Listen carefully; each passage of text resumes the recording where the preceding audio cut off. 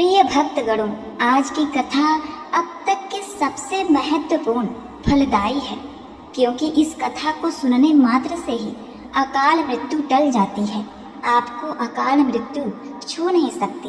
बता दे कि बाबा विश्वनाथ के कथा के साथ ही हम एक ऐसी भोलेनाथ की चमत्कारी कथा सुनाने जा रहे हैं, जिसे सुनकर आपका रोम रोम शिवमय हो जाएगा। प्रिय भक्तों, आज सावन सोमवार का पहला दिन है। ऐसे में इस कथा का महत्व और भी अधिक बढ़ जाता है। महादेव के इस अमृत रूपी कथा का श्रवण कीजिए और भोलेनाथ सहित माता पार्वती, भगवान गणेश की कृपा का पात्र बनिए। अपने को पाप मुक्त कीजिए। भगवान शिव की कथा को, उनके गुणगान को और उनकी महिमा को सुनने वाले, कहने वाले और हुंकार भरने वालों पर महादेव अति प्रसन्न होते हैं। जो फल आप तीर्थ यात्रा करके अर्जित करते हैं, वह फल इस कथा को श्रवण करने मात्र से ही प्राप्त हो जाता है। तो चलिए भक्तों, इस पावन कथा के सागर में डुबकी लगाते हुए हम अपने तन मन को पवित्र करते हैं। आप सभी भक्तगणों से निवेदन है कि यदि आपने हमारे चैनल को अभी तक सब्सक्राइब नहीं किया है तो कर लीजिए, और हाँ, सामने बने बेल के बटन को दबाना ना भूलिएगा और कमेंट में प्रेम से जय भोलेनाथ, जय शिव शंभु, ओम नमः शिवाय अवश्य लिखिएगा। तो चलिए आज की कथा प्रारंभ करते हैं। पौराणिक कथाओं के अनुसार भगवान शिव और माता पार्वती विवाह के बाद से कैलाश पर्वत पर रहने लगे थे। एक दिन माता पार्वती ने कहा कि हे प्राणनाथ, सभी देवी देवताओं के अपने घर हैं, उस तरह हमारा घर क्यों नहीं है? रावण ने तो लंका को ले लिया, इसीलिए हमको दूसरी जगह के बारे में सोचना चाहिए। शिव जी को दिवोदास की नगरी काशी बहुत पसंद आई। निष्कुंभ नामक शिवगढ़ ने भगवान शिव के लिए शांत जगह के लिए काशी को निमनुष्य कर दिया। ऐसा करने से राजा बहुत दुखी हुआ। राजा ने ब्रह्मा जी की तपस्या की और उनको जानकारी देकर दुख दूर करने की प्रार्थना की। देवोदास ने बोला कि देवता देवलोक में रहते हैं, पृथ्वी तो मनुष्यों के लिए है। ब्रह्मा जी के कहने पर शिव जी काशी छोड़कर मंदराचल पर्वत पर चले गए, लेकिन काशी नगरी के लिए अपना मोह त्याग नहीं सके। तब भगवान विष्णु ने राजा को तपोवन में जाने का आदेश दिया। इसके बाद काशी महादेव जी का स्थायी निवास हो गया और यहाँ आकर भगवान शिव विशेश्वर ज्योतिर्लिंग के रूप में स्थापित हो गए। तभी से इन्हें काशी विश्वनाथ कहते हैं। यही है काशी विश्वनाथ की महिमा। दोस्तों, आइए सुनते हैं काशी विश्वनाथ और उनके भक्त की कहानी, जिसे सुनकर हमारा तन मन रोम रोम भक्तिमय हो जाएगा। तो चलिए शुरू करते हैं। शिव सृजन है और शिव विनाश भी, शिव मंदिर है और शमशान भी, शिव आदि है और अनंत भी, ओम नमः शिवाय। 18 वेदों और पुराणों में से निकाला गया है यह भगवान का भजन। आपको सिर्फ इतना बताना है, वे कौन से ऋषि थे जिन्होंने पीपल के पत्ते में भगवान शिव के दर्शन किए। पूरी कहानी सुनने के लिए आप हमारे चैनल पर अंत तक बने रहें। भक्तों, याद रखिएगा, यह कथा एक सत्य घटना पर आधारित है। ललिता घाट के पास भगवान विश्वनाथ का दरबार है। एक पंडित जी जिनकी कोई औलाद नहीं थी, सुबह सुबह भोर में सूर्य की किरणें फूटती तो वह गंगा जी के घाट पर पहुंच जाते और गंगा जी में स्नान आदि करके जल भरकर भगवान विश्वनाथ के दरबार में आते। लाइन में लगकर अपनी बारी आने का इंतजार करते और जब उनकी बारी आती और जल चढ़ाते और बस भगवान शिव से इतना ही कहते, हे प्रभु, सालों से मैं तेरे दरबार में आ रहा हूँ, मेरी झोली भर दो भगवान, मेरी झोली भर दो। मैं गरीब निर्धन ब्राह्मण हूँ, मैं झोपड़ी में रहता हूँ, रूखा सूखा खाकर काम चलाता हूँ, लेकिन मेरे घर में औलाद नहीं है। एक औलाद का सुख दे दो भगवान, एक औलाद का सुख दे दो। अब कैसे पंडित जी भगवान से औलाद पाते हैं, सुनिएगा।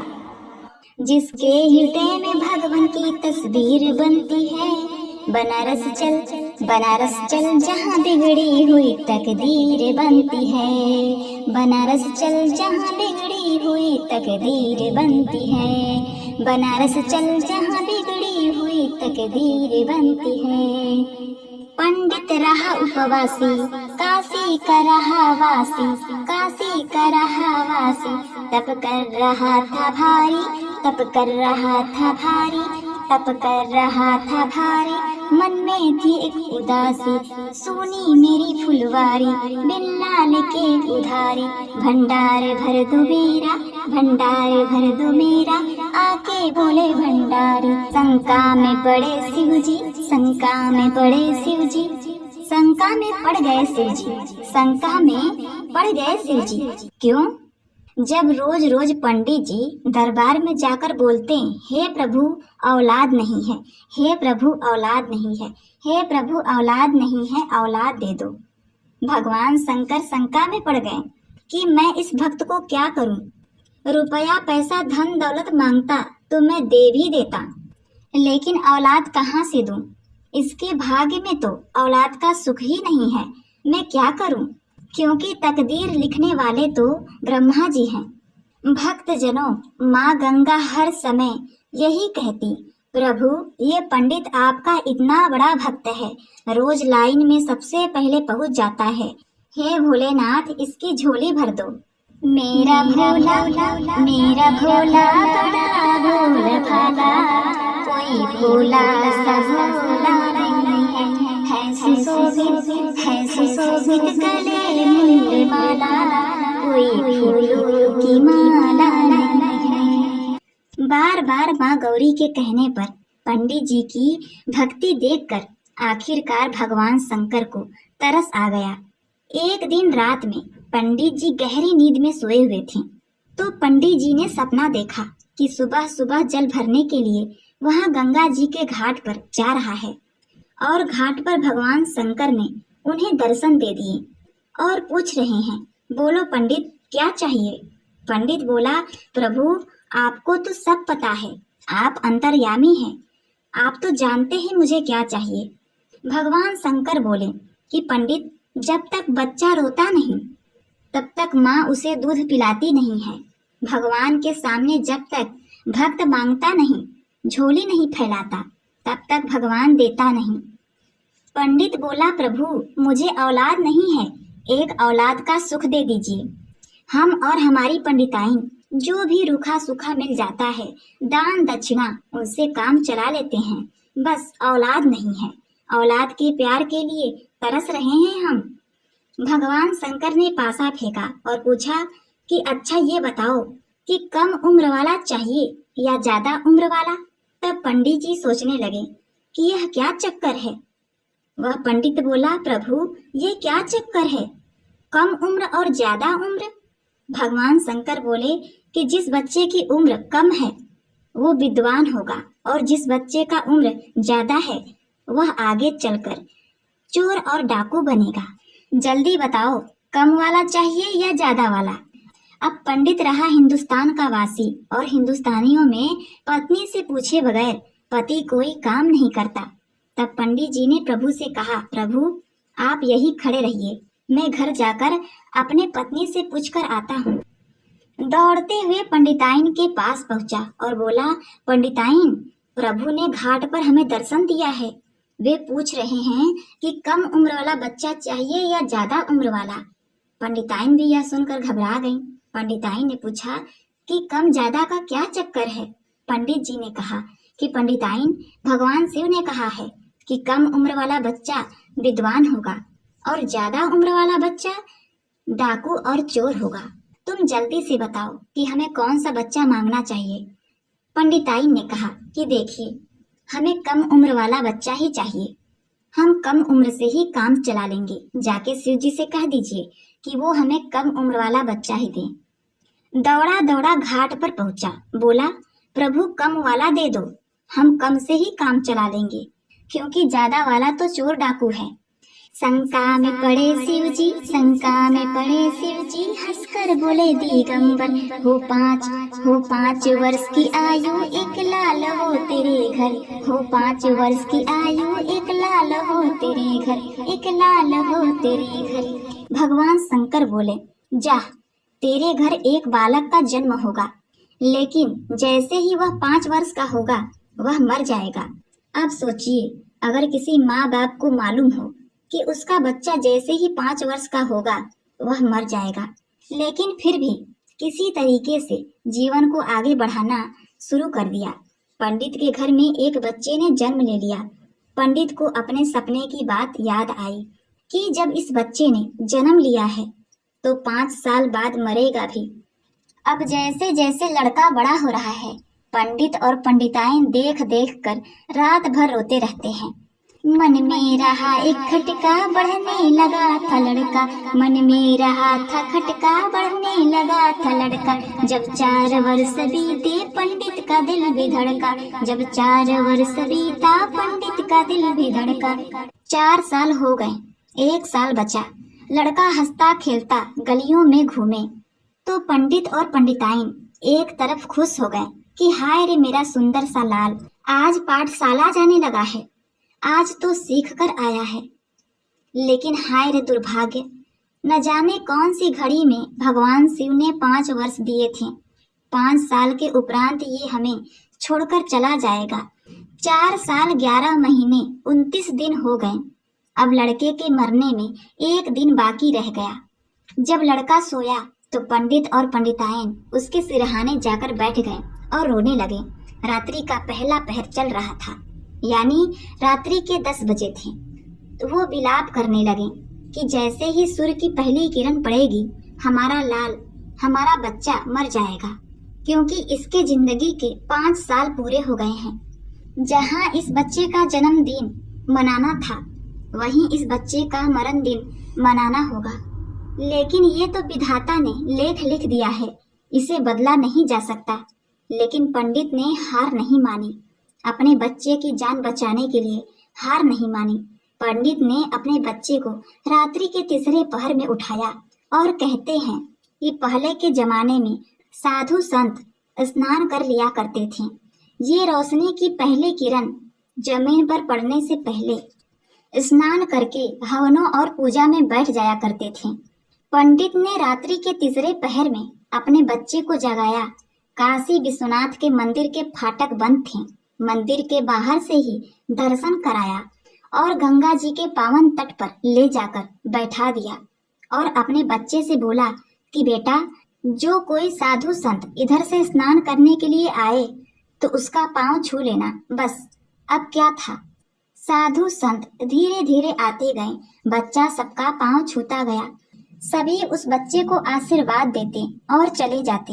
अचानक उस पंडित ने देखा कि दूर से सप्तऋषि चले आ रहे हैं और सप्तऋषियों में बड़ी ही ताकत हुआ करती थी।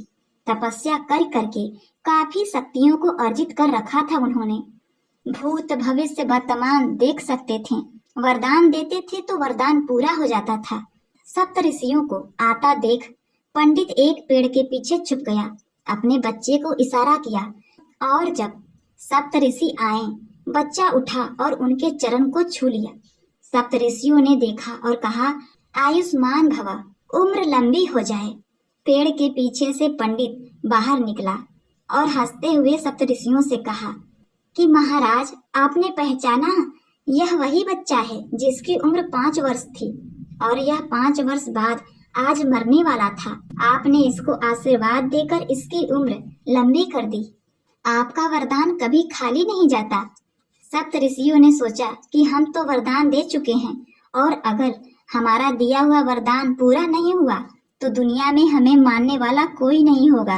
लोग कहेंगे कि सप्तऋषि वरदान तो देते हैं लेकिन पूरा नहीं होता। लेकिन हम इस बच्चे को लेकर और कहाँ जाएं? क्या करें? सप्तऋषियों ने पंडित से कहा, हे पंडित जी, तुम्हारा बच्चा आज सुबह मरने वाला है, तो कुछ समय के लिए इस बच्चे को हमें दे दो। और कहा कि महादेव के वचन को काटने की हम में इतना क्षमता नहीं, अगर हमने ऐसा किया तो महादेव नाराज हो जाएंगे। चलो यह मुसीबत ब्रह्मा जी के गले में डाल देते हैं और फिर वो जाने और भगवान शिव जी जाने हमारी जान छूटेगी। उन सप्त ऋषियों के साथ वह बालक ब्रह्मा जी के पास पहुंचा। सप्त ऋषियों ने कहा, बेटा वह ब्रह्मा जी हैं, जाओ धीरे से उनके पांव को छू लो। ब्रह्मा जी उस समय किसी अन्य की तकदीर लिख रहे थे और तकदीर लिखने में व्यस्त थे। लड़का ब्रह्मा जी के पास धीरे धीरे गया और ब्रह्मा जी के पांव को हाथ लगा दिया।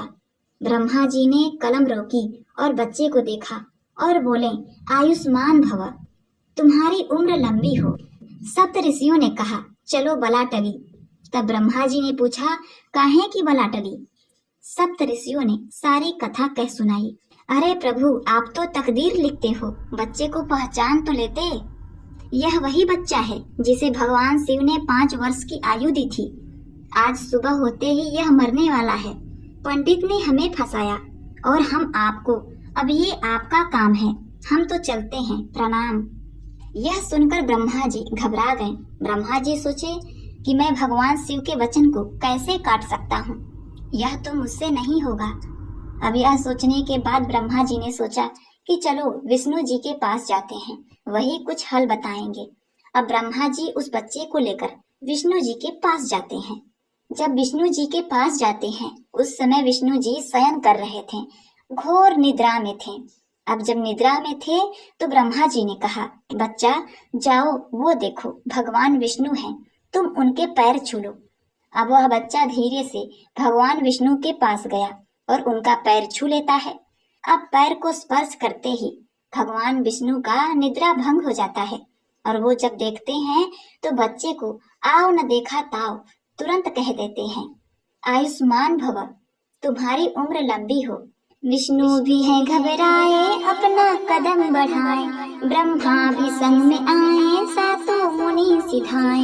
ब्रह्मा जी संग में आए, सातों मुनि सिधाए। दौड़े पीछे पीछे शंकर के पास आए, दौड़े पीछे पीछे शंकर के पास आए। अब भगवान विष्णु ने सोचा, यह तो बहुत गड़बड़ हो गया।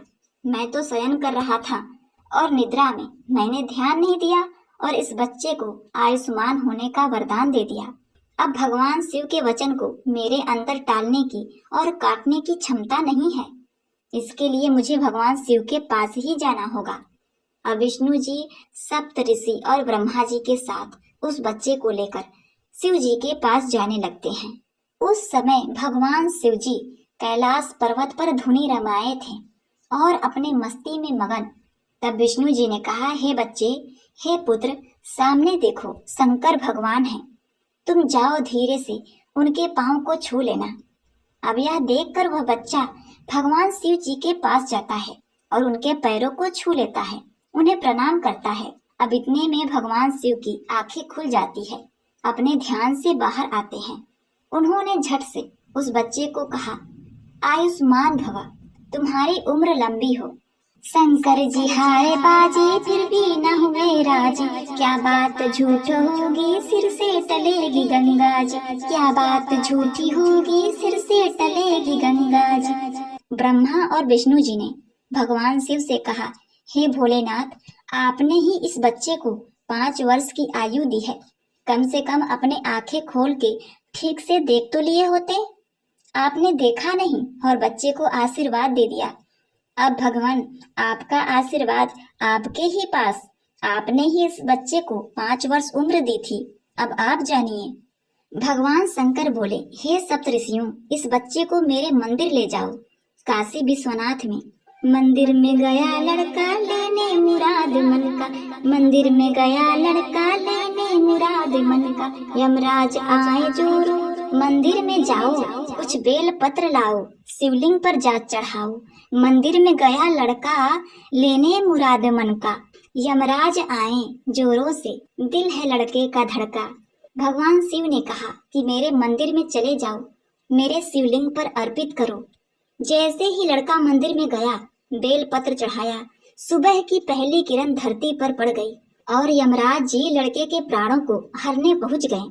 काले वर्ण वाले यमराज जी को देखकर छोटा सा बच्चा डर गया और उस बच्चे ने अपने दोनों हाथों से शिवलिंग को अपने अखबार में भर लिया जैसे लोग अपने प्रियजनों को गले लगाते हैं, ठीक उसी प्रकार से यमराज बोले, चलो बेटा, तुम्हारा समय आ गया है, तुम्हारा समय पूरा हुआ।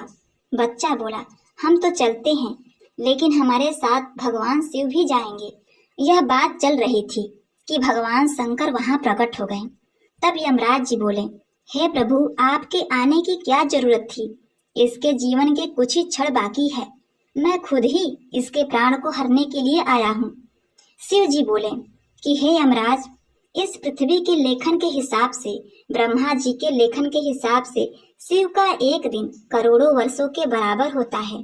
तो जोड़ो, 5 वर्ष के हिसाब से बच्चे की उम्र कितनी वर्ष हुई? यमराज जी के पास इतना समय कहाँ था कि वे जोड़ना घटाना करते। भैंसा घुमाया और चले गए।